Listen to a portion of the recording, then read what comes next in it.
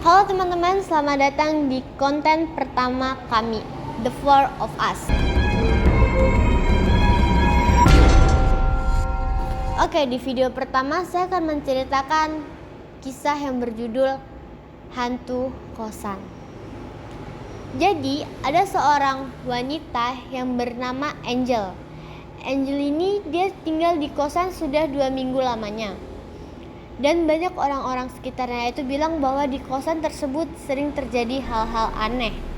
Tapi semenjak 2 minggu tersebut Angel tidak merasakan hal yang aneh.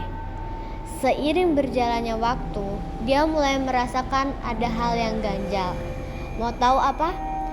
Saat dia mandi, dia merasakan ada orang yang mengintip dari jendela kamar mandinya.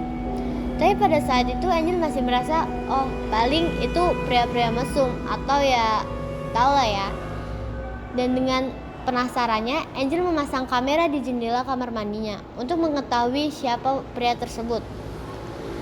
Betapa terkejutnya Angel saat melihat video dari kamar mandinya tersebut. Yang dia lihat bukanlah pria mesum, melainkan hantu yang tidak memiliki tubuh. Dan hantu itu hanya memiliki 2 mata dan organ dalam lainnya. Dan saat Angel mengambil HP tersebut, dia terkejut dan langsung melempar HP-nya.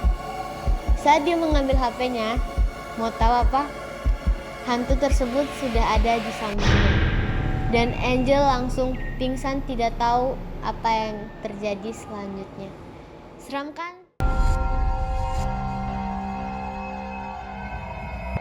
Di sini saya akan menceritakan kisah yang berjudul Si Cantik. Si Cantik ini adalah cerita yang berasal dari Jawa Tengah.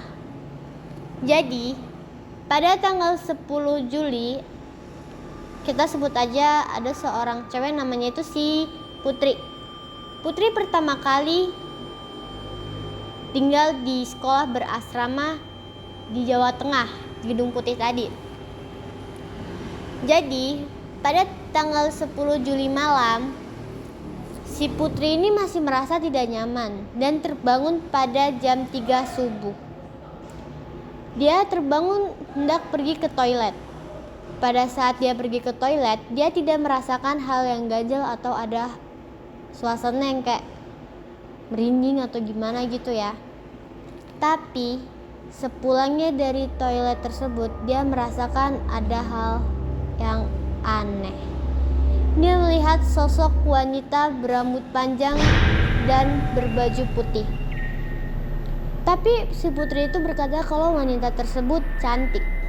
Jadi dia merasa, oh paling itu kakak kelasku atau teman-teman seangkatanku. Itu kan keadaannya dia belum kenal siapa-siapa ya, karena pertama kali. Jadi pada pagi harinya dia berusaha mencari wanita tersebut. Namun dia tidak menemukan wanita semalam. Jadi mulai saat itu dia mulai penasaran dan bertanya kepada kakak-kakak kelas yang ada di situ. Dia bertanya, "Kak, apa di asrama ini ada hal-hal aneh atau hal-hal mistis yang terjadi?" Dan kakak kelas tersebut menjawab, "Iya, Dek, di sini memang banyak hal-hal mistis yang sering terjadi." Jadi mulai saat itu si Putri ini sering merasakan hal-hal yang ganjil atau yang aneh. Mulai dari bel asrama bunyi jam 3 malam atau hal-hal aneh lainnya. Jadi di saat itu Putri takut dan dia merasa tidak nyaman lagi tinggal di asrama tersebut. Dan kabarnya asrama tersebut memang banyak hantu atau makhluk-makhluk halus. Yang masih penasaran untuk cerita ketiga? Tetap di video ini.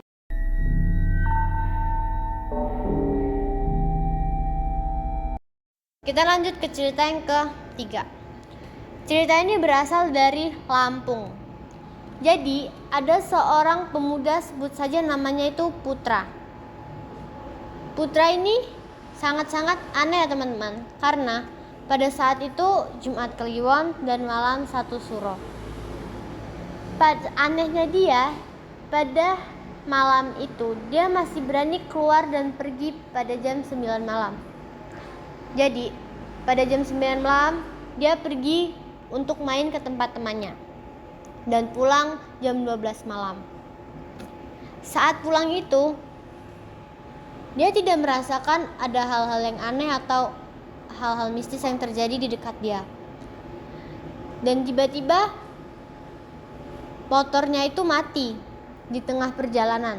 Dan saat itu kondisi jalannya sepi, tidak ada satu motor pun yang lewat. Jadi terpaksa dia berhenti dan membenarkan motornya sendiri. Setelah motornya sudah jadi, dia lanjut jalan. Tapi dia merasakan hal yang aneh. Dia merasa kalau dia sedang membawa atau membonceng seseorang. Dan dia langsung melihat ke belakang refleks. Dan tahu apa yang dia lihat? Dia melihat sosok berkain kafan, yaitu pocong. Merinding banget teman-teman. Dan dia malah bilang, paling aku salah lihat atau gimana kan. Tapi saat dia sudah sampai rumah, dia melihat ke kaca spion.